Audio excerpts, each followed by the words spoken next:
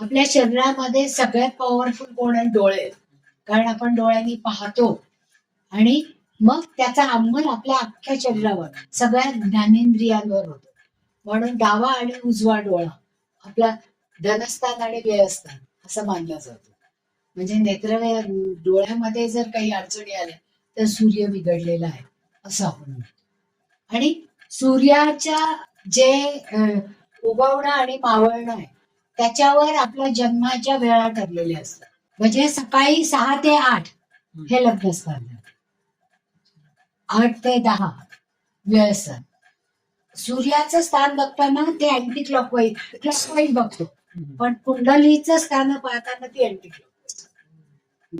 म्हणजे 6 ते 8 सकाळी लग्नस्थान, 8 ते 10 व्ययस्थान, 10 ते 12 लाभात आणि 12 ते 2 दशमस्थान. कारण त्यावेळेसची सूर्याची पॉवर सगळ्यात जास्त असते. आपण जे कर्तृत्व करतो, आपण जे व्यवसाय, उद्योग किंवा नोकरी ही जी सगळी करतो ती दशमस्थानावरनं काउंट केली जाते. म्हणून तिथे सूर्य हा जास्त प्रभावी असतो आणि म्हणून सूर्याला 1 हा अंक दिलेला आहे अंकशास्त्रामध्ये.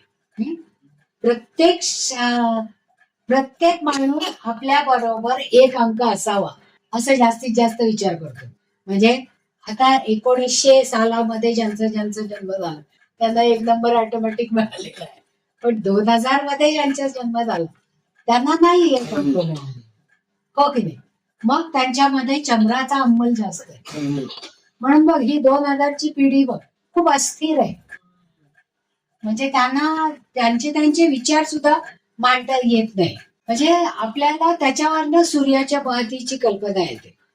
सूर्य म्हणजे आत्मा आहे आणि म्हणून त्याचा पहिला क्रमांक लागतो. सूर्यापासून आपल्याला आनंद मिळतो, सगळ्या विद्या शिकता येतात. मग एवढे सगळे गुणधर्म असणारी व्यक्तिमत्वाचा शरीर कसं असतं? ही माणसं आता आपण जर परदेशातली बघितली तर त्यांची उंची 6 फुटापेक्षा जास्त असते. मग तिकडे रवी प्रधान असणारे लोक 6च्या वरतीच असणारे.